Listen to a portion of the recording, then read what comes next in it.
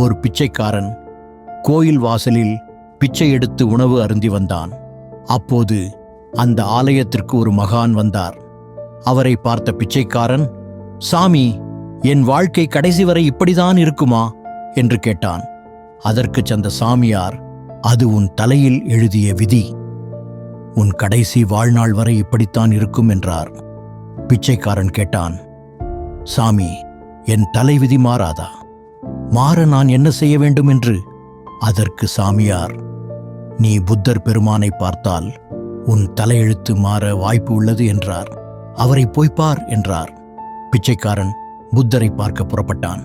வெகு நேரம் ஆகியதால் இரவு ஓய்வு எடுக்க ஒரு செல்வந்தர் வீட்டின் கதவை தட்டி, ஐயா, இன்று இரவு இங்கே தங்கி ஓய்வு எடுக்க அனுமதிக்க வேண்டும் என்று கேட்டான்.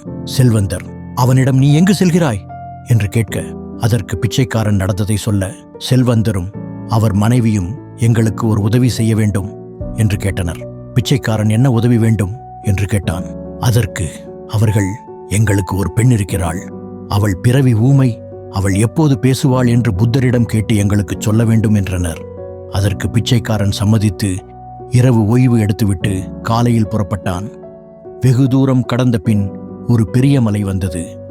அதை கடக்க முடியாமல் இருந்த நேரத்தில் ஒரு மந்திரவாதி அங்கு வந்தார்.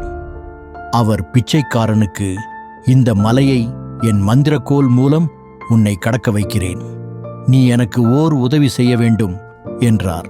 பிச்சைக்காரன் என்ன உதவி என்று கேட்க, நான் 500 ஆண்டுகளாக முக்தி அடையாமல் உள்ளேன், நீ புத்தரிடம் என் முக்திக்கு என்ன வழி என்று கேட்டு வர வேண்டும் என்றார். அதற்கும் பிச்சைக்காரன் சம்மதம் தெரிவித்தான். மந்திரவாதி மலையை கடந்து பிச்சைக்காரனை விட்டுச் சென்றார். மீண்டும் நடக்க ஆரம்பித்தான் பிச்சைக்காரன். அப்போது ஒரு ஆறு வந்தது. இந்த ஆற்றை கடந்தால்தான் புத்தர் இருக்கும் இடத்திற்கு செல்ல முடியும். ஆற்றை கடக்க என்ன செய்வது என்று நினைத்த நேரத்தில் ஆற்றில் ஒரு ஆமை வந்தது. அது பிச்சைக்காரனிடம் விசாரித்து, அதுவும் நான் உனக்கு உதவி செய்கிறேன், பதிலுக்கு நீ புத்தரிடம் எனக்கு பறக்கும் சக்தி வேண்டும், அதற்கு நான் என்ன செய்ய வேண்டும் என்று கேட்டு வர வேண்டும் என்று சொல்லிவிட்டு ஆற்றை கடந்து பிச்சைக்காரனை விட்டது. பிச்சைக்காரனும் ஒரு வழியாக புத்தர் இருக்கும் இடத்திற்கு வந்தடைந்தான்.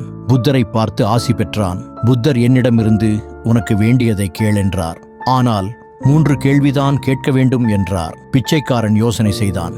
நாம் 4 கேள்வி கேட்க வேண்டும், புத்தரோ 3 தான் கேட்க வேண்டும் என்கிறார், என்ன செய்வது என்று புரியாமல் யோசனையில் இருந்தான். சற்று நேரத்தில் ஒரு யோசனை வந்தது. நாம் பிச்சை எடுத்து நம் காலத்தை ஓட்டிவிடலாம். ஆனால் அந்த 3 பேர்களின் பிரச்சனையாவது தீரட்டும் என்று எண்ணி 3 பேரின் பிரச்சனையை புத்தரிடம் சொல்லி அதன் தீர்வையும் தெரிந்து கொண்டு திரும்பி வந்தான். திரும்பி வரும் வழியில் முதலில் ஆமை என் கேள்விக்கு புத்தர் என்ன சொன்னார் என்று கேட்டது. அதற்கு பிச்சைக்காரன், உன் ஓட்டை நீ கழட்டி எறிந்தால் உனக்கு பறக்கும் சக்தி வரும் என்றான். உடனே ஆமை தன் ஓட்டை கழட்டி பிச்சைக்காரனிடம் கொடுத்தது விட்டு பறந்து சென்றது. அந்த ஓட்டில் பவளமும் முத்துக்களும் இருந்தது.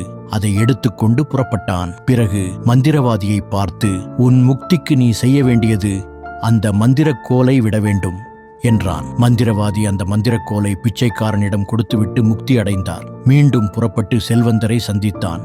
செல்வந்தரிடம், உன் மகள் எப்போது அவள் மனதிற்கு பிடித்தவனை பார்க்கிறாளோ அன்று அவள் பேசுவாள் என்றான் பிச்சைக்காரன். மாடியில் இருந்து இறங்கிய செல்வந்தரின் மகள், அப்பா, இவர்தானே அன்றிரவு நம் இல்லத்திற்கு வந்தது என்று அவளையும் அறியாமல் கேட்டாள். தன் மகள் பேசியதைக் கண்ட செல்வந்தர் தன் ஒரே மகளை பிச்சைக்காரனுக்கு மணமுடித்து வைத்தார். அன்று முதல் அவன் ஒரு செல்வந்தன் மற்றும் மந்திரகோல், இதை தவிர பவளம், முத்துகளும் அழகான மனைவியும் அமைந்து சந்தோஷமாக வாழ்ந்தான். இந்த கதையின் மூலம் நாம் அறிவது என்னவென்றால், நமக்காக கடவுளிடம் வேண்டுவதை விட பிறர் நலனுக்காக வேண்டினால் பிறரின் துயரமும் மறைந்துவிடும். கூடுதல் போனஸாக நம் துயரமும் மறைந்துவிடும்.